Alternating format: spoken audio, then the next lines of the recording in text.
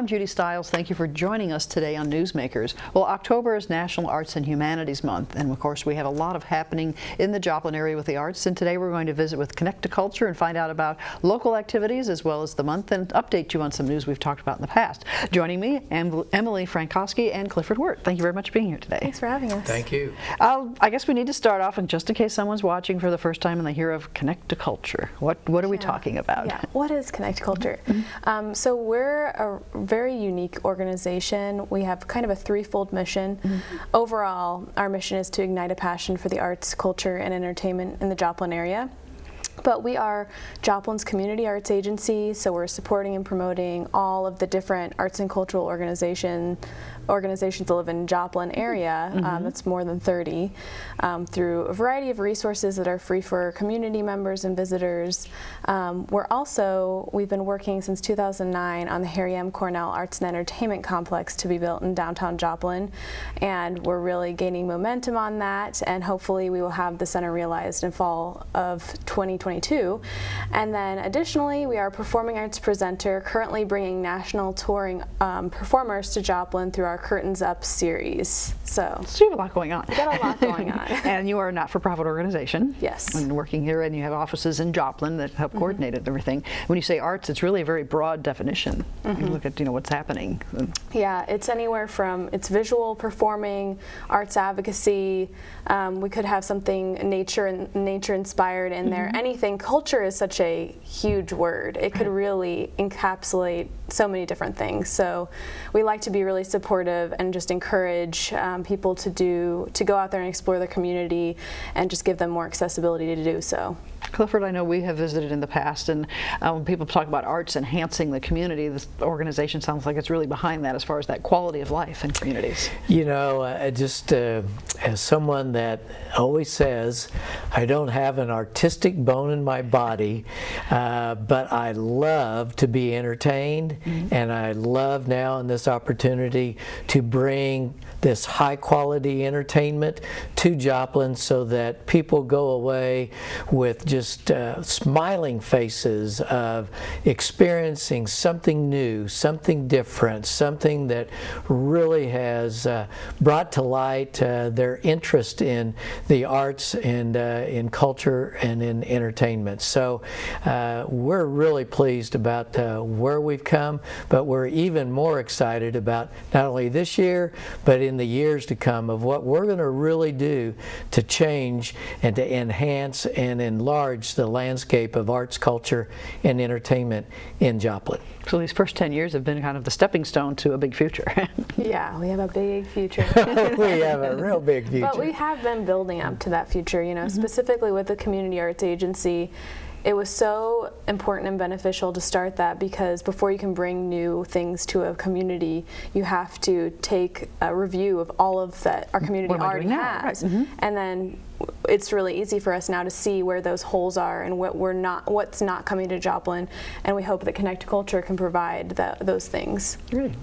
Well, another thing I know we visited and our viewers may remember in the past, Clifford, is the Cornell Arts Complex. And it's been a couple of months, but people might be curious because we talked in the past. What's happening now? Where are we at on that project? Well, we continue to make progress. It's great for me to be able to say that we are over 92% of our $16 million goal, thanks to 236 different individual donors who have made commitments to this project. So we are right now approaching $14.8 million in actual commitments. We are well in excess of $6 million of actual cash received by some of those donors, not all of them, but some of those donors. We continue to receive gifts on a monthly basis. We continue to receive gifts of $10 or $500 or $20,000.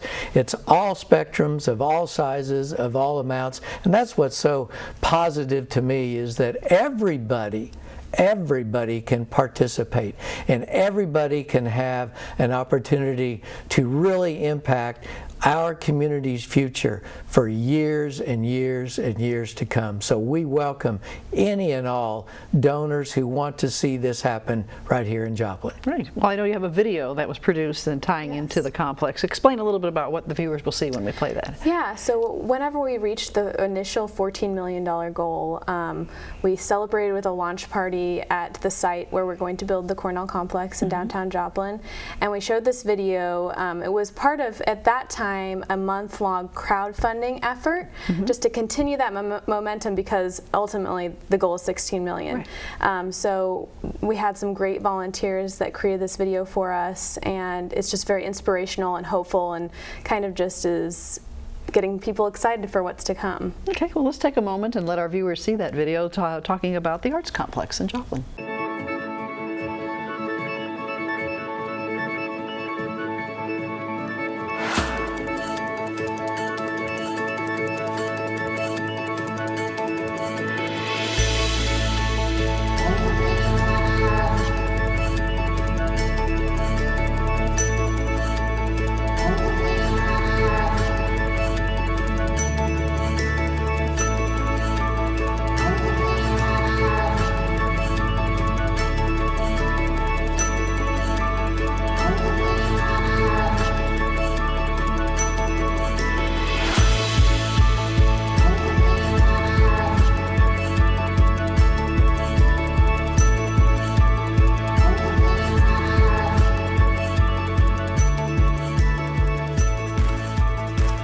Art can be everywhere, on every street and corner of our town, echoing off every building, bringing joy and inspiration. It needs a home, a place where artists can come together and play, dance, sing, and create. A place in the heart of our city for entertainment, a place to discover and celebrate world-class art. This place can be here. Great art can happen here. Help us create a home for the arts.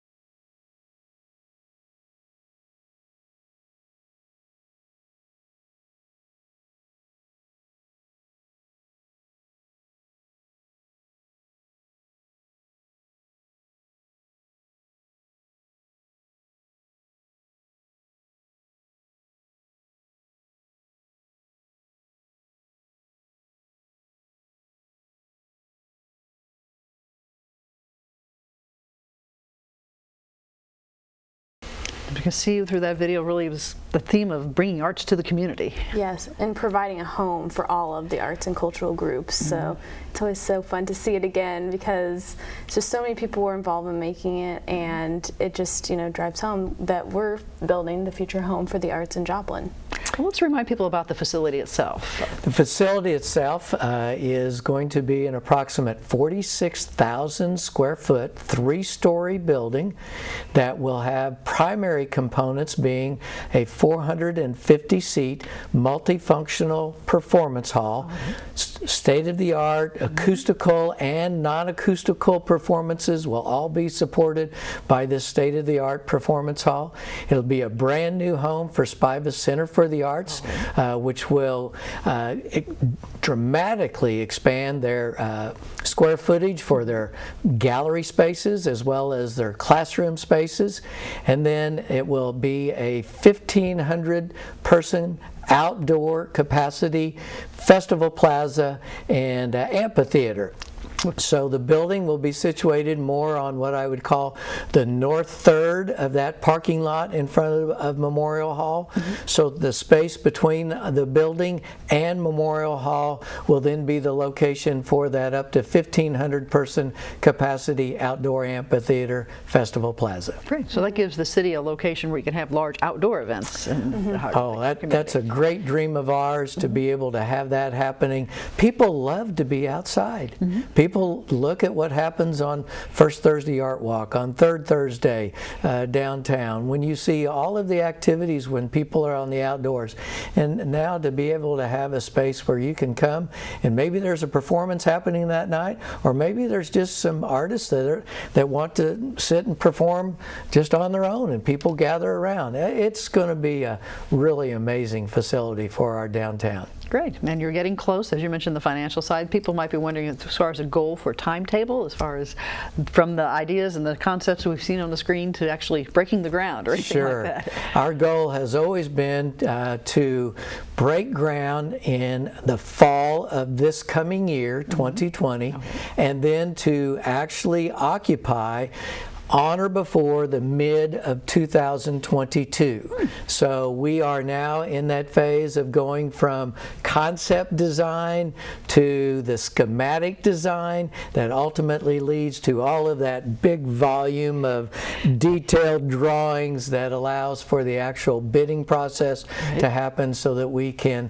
then allow for contracts to be let. So Crossland Construction Company is our construction manager, and our local architect is Corner Greer and Associates, along with, out of New York City, the DLR Group. So we have fantastic support from both the construction management side and from the architectural side. Great. Well, getting that going, and that's a challenge. I know you're continuing to work on that, but you've had a lot of input from the community in this whole project from the beginning. Yes, from the very beginning. I mean, back in even, what was it, 2008? 2008, 2009, we've just, it's morphed. And then we continue asking people for their input, you know, I feel like every couple of years, because as the plans change and people change in the organizations, you have to continuously educate and ask what the needs are now. So new technology comes along, I'm sure, that even affecting the design in the last 10 or 11 years. Oh, absolutely. And we're going to do our very best to bring the absolute best of technology, the absolute best of sound, lighting, you know, the design, so that we, you know, keep the sound encapsulated where it needs to be and sound outside where it needs to be. So we're really trying to do our absolute best to make this the optimum arts, culture, and entertainment location for Joplin. Great. Of course, this is a massive project you've been working on, but you have some ongoing projects and something that called Curtains Up series, and that's happening right now. So let's talk a little bit about that and what that involves. So we began the Curtains Up series in fall of 2017. Definitely before we can have the Cornell complex and these, you know, 450-seat theater and a 1,500-seat amphitheater to program regularly, since it will be Connect to Culture's home. We decided we need to build our performing arts muscle, so we started the Curtains Up series. We had 3 performances in the first year, and then we grew it to 5, and then this season we're having 4.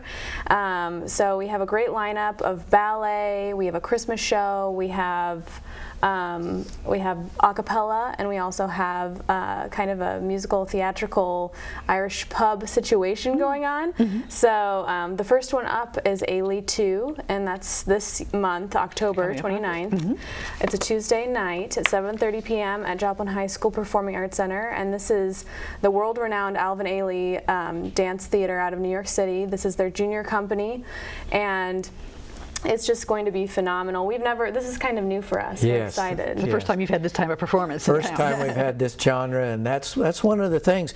We want to bring as much diversity as we can, and exactly, this is the first time for a dance genre, and bringing a group that is premier as they are, as world renowned as they are from New York City, this is a great opportunity for our dance community and for patrons who maybe never experienced dance but want to come see what it's about. This will be an amazing performance. Great. So we start off in October, and then you kind of space out a couple of months from there? Yeah, then we go to our Christmas show, which is David Phelps, It Must Be Christmas. And we had him in December of 2 years ago. Yep, so 2 years ago. And he sold out. So we were like, we definitely want David to come back. Everyone had such a great time. It's Sunday, December 15th at 7:30 p.m. also at the Joplin High School Performing Arts Center. Great. So then the first of the year rolls around, you're back in February with another performance. Yes. Right. In February we welcome acapella. This is also pretty new to us, acapellas as well. Voctiv is a group that got their start in Epcot at Disney, and they all met each other and began Voctiv. They'll be on Sunday, February 2nd at 7:30 p.m. also at Joplin High School. They've worked with other groups such as Pentatonics that people have probably heard of. They've done a Disney medley with one of their singers in Pentatonics, so really excited about that. Very family oriented as they market themselves from Broadway to Disney. Just a great sound of evening entertainment. So this is going to be a wonderful time of just high quality voices that will just stir your heart, no doubt. Then people wonder, what kind of talent do they have? How do they do that? Right. And then you finish up in March with a performance. Yes, we're very excited about this one as well. It's the Choir of Man. This is going to be on Tuesday, March 10th, 2020 at Joplin Memorial Hall, so a venue change there. This is a bunch of British guys who are paying homage to the Irish pub, so they're going to create an actual Irish pub on stage at Memorial Hall. Obviously we will have some beer on hand, and you might even get invited up to the stage. So it's going to be interactive. To drink beer with the guys or sing along, and yes, it's going to be fun. High energy. You will not want to miss that one. This will be a show to end our season that is just going to be a lot of fun. And so, big party. Looking forward to it. Now I know you also have a commercial promoting or a public announcement about that, so let's take a look at that and we'll come back and talk about some of the specifics about how people can get tickets. So let's look at the spot we have as well. Connect to Culture is proud to present this year's Curtains Up series.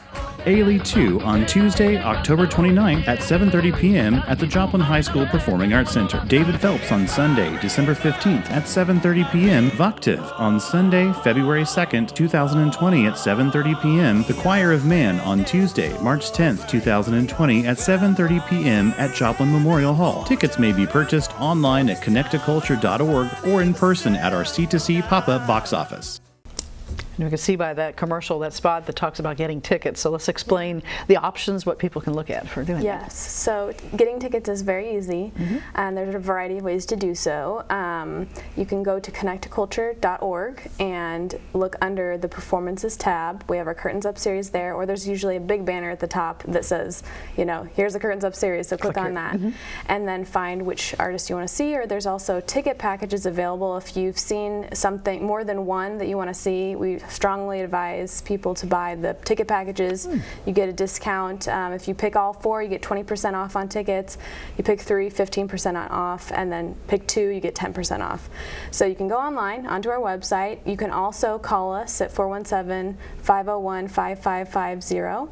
And you can also visit us at Joplin Empire Market starting October 12th, I believe. It's the 3 Saturdays before our show, we're always at Joplin Empire Market with a pop-up, C2C pop-up box office. And so we're there 10 a.m. to 3 p.m. if you don't like going online, if you don't like buy them in person the old-fashioned way. Yeah. So I'd like to do yes, buy in person with us. Or you can always buy at the show if we have tickets available. So, Now you mentioned family-oriented. Are there price breaks for people who might have children, or the students are involved? First of all, we do have specific discounts. A 10% if you buy on an individual basis, a 10% 10% discount for students, a 10% discount for seniors, and a 10% discount if you're military or veterans. And then if you put together a group of 20, or did I say that right? 10 or more, excuse me. 10 or more on group tickets, then that group also is eligible for a 20% discount. So there's a multiple of discounts there that are available for people to take advantage, because we want our patrons in this area to come and experience this kind of entertainment. It's just amazing what we believe we are bringing to Joplin, and ones that you won't want to miss. And probably for a lot of people, they don't have the chance to go to New York, to go to these locations to see these groups where they're from. A chance to bring it to them. Yes, we're bringing them right here to Joplin, and very easy to do so. And right now we'll be in the Joplin High School and Joplin Memorial Hall, which are easy to access, and then eventually we'll continue to use those venues, but then we'll have our very own at the Cornell So these are the types of things you would be seeing in the complex after 2022 as well. Right. And when you go in and get those tickets, you can reserve your specific seat. So you can see exactly where you want to sit for the 3 performances at Joplin High School. You can pick your specific seat, whether in the orchestra, the mezzanine, or the balcony, or at Memorial Hall. It'll be general admission, but it'll be front floor, or it'll be then the back floor or the mezzanine. So you can pick right where you want to be when you go in to buy your ticket. So for the performance at the Memorial Hall, where you're going to have the audience involvement, if somebody says, I'd really like to do that, get those seats up front. Get those seats up front. Front floor in order to potentially be brought up on stage. That's right. So that's for you. Pick that. To tie all that together. So feedback from previous years, you've had a lot of popular response to these events. Yes, we have. And every show, we usually have a survey in our program, and so we encourage people to fill those out. Sometimes we incentivize them with, maybe you win a couple tickets if you fill out the survey for us and turn it in. But we've gotten a lot of feedback on those, and it always helps us to shape the next season. Yeah, that's probably one question people might. Well, how do you decide on the groups? There's a lot of happening in the art world. Oh, and we have just touched the surface. And what's really exciting for us, Judy, is when we are at that point of having that 450 seat, that'll be great, but we're not going to just wait till then. Our real goal, our real plan, is that beginning in next season, we're going to devise some way to bring some additional artists that will be very similar to what we would then be bringing to a 450 seat venue.